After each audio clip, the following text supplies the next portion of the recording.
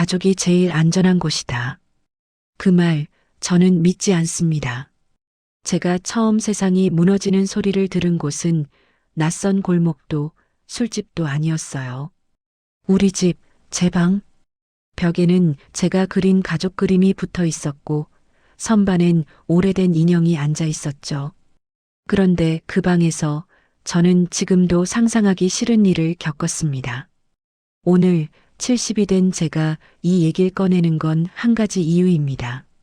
지금 이 순간에도 누군가는 내가 이상한가 묻고 있을 테니까요. 아니에요. 당신이 이상한 게 아닙니다. 제 이름은 그냥 희라고 해둘게요. 1956년 경북 산골에서 태어났습니다. 그때는 딸이 태어나면 아이고 또 딸이네 하던 시절이었죠. 아버지는 술이 들어가면 사람이 달라졌습니다. 평소엔 말이 없고 술만 마시면 집안이 전쟁터가 됐어요. 어머니는 늘 조용했습니다. 조용하다는 건 착하다는 뜻이 아니더라고요. 조용함은 살아남는 기술이었습니다. 오빠는 집안의 자랑이었어요.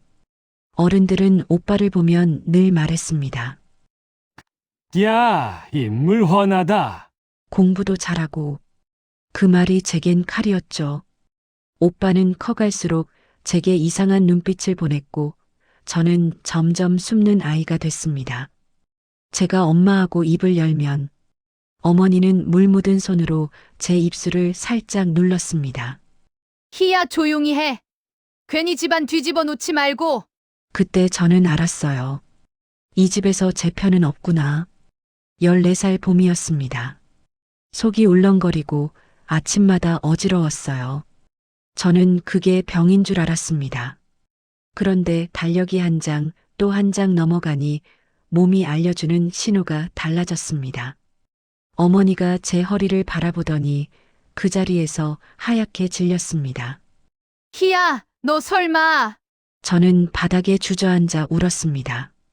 설명이 필요 없었어요. 어머니는 다 알았고 저는 더 이상 숨길 수도 없었습니다. 그날 밤 결국 아버지가 알아버렸습니다. 아버지는 제 배를 보고도 제 얼굴을 보지 않았습니다. 사람이 사람을 볼 때 가장 잔인해지는 순간이 있어요. 나를 인간으로 보지 않을 때입니다. 아버지는 소리쳤습니다. 누구 새끼냐? 저는 입이 떨어지지 않았습니다. 진실을 말해도 믿지 않을 걸 알았거든요. 오빠가 그때 말했습니다. 아주 태연하게요. 아버지, 쟤 원래 그런 애예요. 그 한마디에 저는 끝났습니다. 그날부터 저는 집안의 죄인이 됐고 오빠는 영웅이 됐습니다. 아이를 낳고 나서도 제 삶은 살아있는 감옥이었습니다. 저는 젖을 물리며 결심했어요. 이 아이는 여기서 자라면 안 된다. 밤이 되면 방문이 무서웠고 발소리가 숨을 막았습니다. 그래서 저는 아주 조용히 작은 것부터 준비했습니다. 버스 시간표를 외웠고 동네에서 누가 도시로 가는지 귀동냥했고 그리고 낡은 수첩 하나를 숨겨두기 시작했습니다. 그 수첩엔 아무도 모르게 적었습니다. 몇 월 며칠 누가 도와줌. 어디로 가면 일자리. 어디 전화하면 방 하나. 이유요? 그때는 그냥 언젠가를 위해서였습니다. 설명할 수 없는 희망 하나를 종이 위에 묶어두는 기분이었어요. 도움을 준 사람은 뜻밖에도 동네 권사님이었습니다. 제가 교회 맨 뒤에 앉아 고개를 숙이고 있으면 권사님은 제 옆에 앉아 작은 목소리로 물었습니다. 희야, 너 집에 가기 싫지? 저는 대답 대신 손만 떨었습니다. 권사님은 제 손 위에 자기 손을 포개며 말했어요. 도망칠 준비할래? 그 말이 제 인생의 문이었습니다. 권사님은 대놓고 도와줄 수는 없었습니다. 대신 버스표값만큼의 돈이 조용히 제 손에 들어왔어요. 문제는 단 하나. 오빠가 눈치채기 전에 떠나야 한다는 것.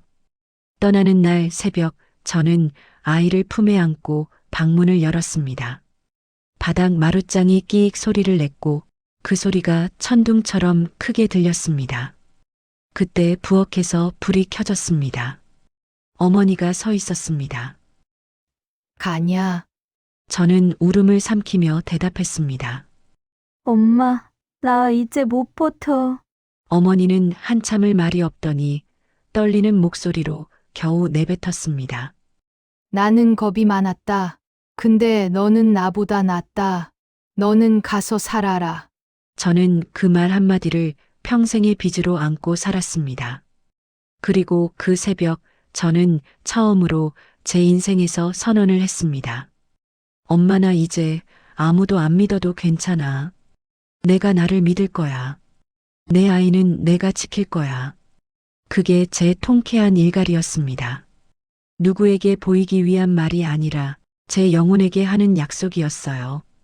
버스는 도시로 향했습니다. 창밖 풍경이 바뀌는 동안 제 마음도 바뀌었습니다. 여기선 아무도 나를 모르겠지. 그 생각 하나가 숨을 쉬게 했어요. 도시에 도착해 저는 새 이름으로 살기 시작했습니다. 식당 허드렛일, 하숙집 부엌일. 손이 갈라지고 발이 퉁퉁 부어도 그래도 괜찮았습니다. 이건 맞아야 하는 고통이 아니었으니까요. 내가 번 고단함이었으니까요. 아이도 자랐습니다. 그리고 저는 매일 밤 아이 얼굴을 보며 속으로 되뇌었습니다. 너는 내가 될 거야. 누구의 그림자도 아니고 누구의 죄도 아니야. 세월이 흘러 저는 작은 집을 갖게 됐고 아이도 어른이 됐습니다. 착하고 반듯한 어른이요.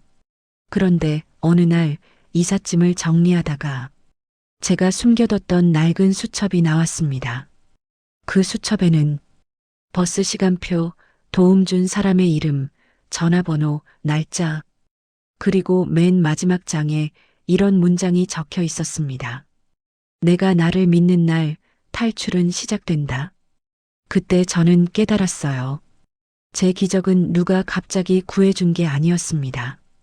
권사님도 누군가의 돈도 고마웠지만 진짜 시작은 그 수첩을 쓰던 밤들, 나는 살 자격이 있다고 스스로에게 속삭이던 밤들이었습니다. 지금 저는 70이 넘었습니다. 이제야 말할 수 있어서 말하는 게 아닙니다. 누군가가 오늘 밤을 견디고 있을까봐 말하는 겁니다. 당신이 겪는 일이 가족이니까 참고 넘어가야 할 일이라면 그건 가족이 아닙니다. 가족이라는 이름은 폭력을 면제해주지 못합니다. 길은 있습니다. 문이 아니면 창문, 창문이 아니면 당신이 직접 하는 작은 구멍이라도. 그리고 꼭 기억하세요. 기적은 하늘에서 떨어지기보다 내가 나를 믿는 순간부터 시작됩니다. 댓글에 당신이 있는 곳을 남겨주세요. 당신이 혼자가 아니라는 걸 서로 확인할 수 있게요.